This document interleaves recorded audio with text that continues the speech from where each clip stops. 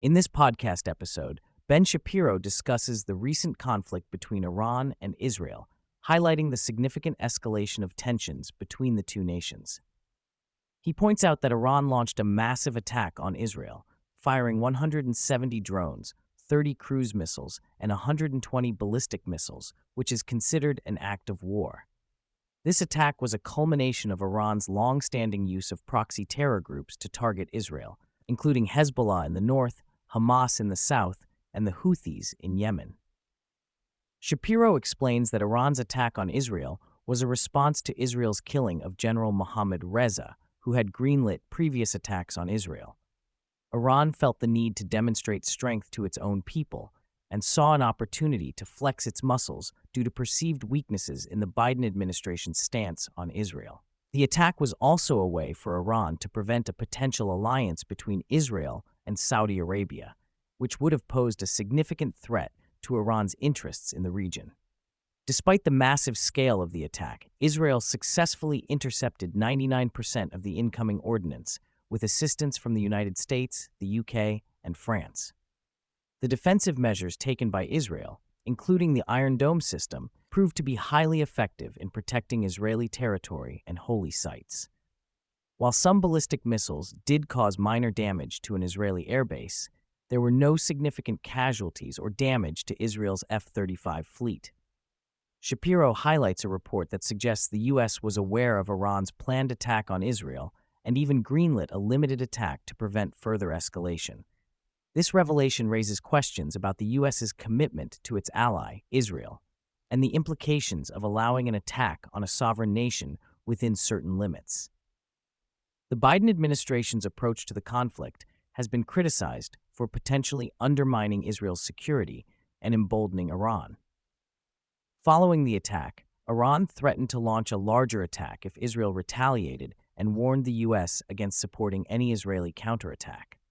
Despite Iran's attempts to portray the attack as a victory, the overwhelming success of Israel's defense mechanisms and the lack of significant damage to Israeli targets indicate a significant military failure on Iran's part.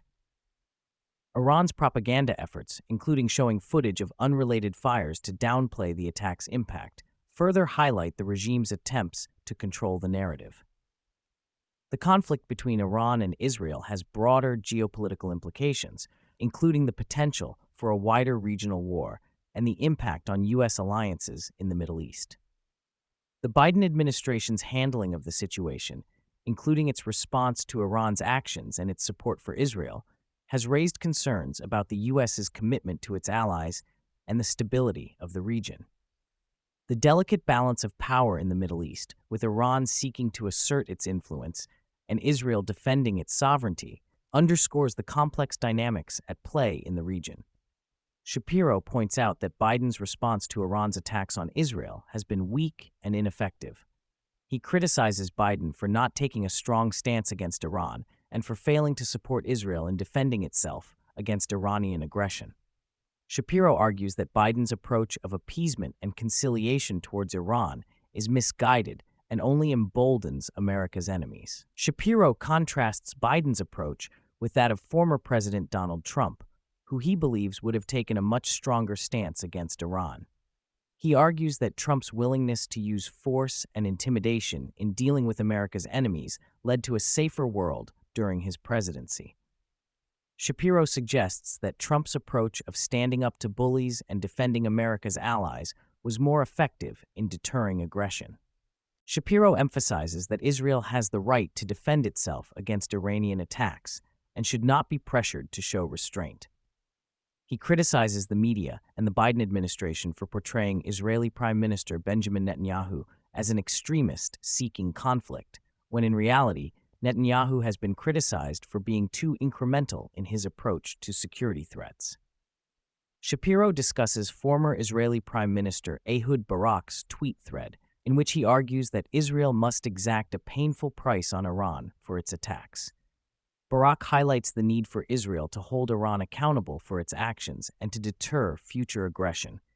He emphasizes that Israel is fighting not just for itself, but for the entire region against Iran's destabilizing influence. Shapiro stresses the importance of allies standing with Israel in the face of Iranian aggression. He criticizes the Biden administration for leaking a conversation in which Biden told Netanyahu to stand down, suggesting that this was done to appease anti-Israel activists.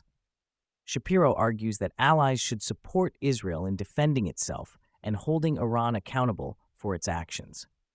Shapiro highlights the options Israel has in responding to the attack, including delivering a devastating blow to Iran directly, targeting the oil refineries, or turning north to strike Hezbollah. He also mentions the possibility of Israel finishing off its business in the Gaza Strip and then making a deal with the Saudis to counter the Iranian threat. Shapiro emphasizes the importance of the United States providing foreign aid to Israel to help defend itself against threats from Iran and its proxies.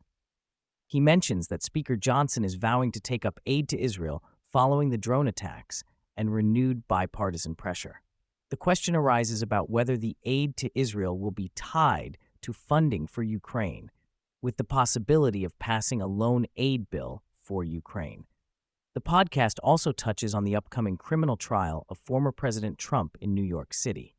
Shapiro notes that Democrats are focused on this trial as a way to harm Trump's candidacy, as recent polls show that many Americans view Trump's presidency more favorably than Biden's.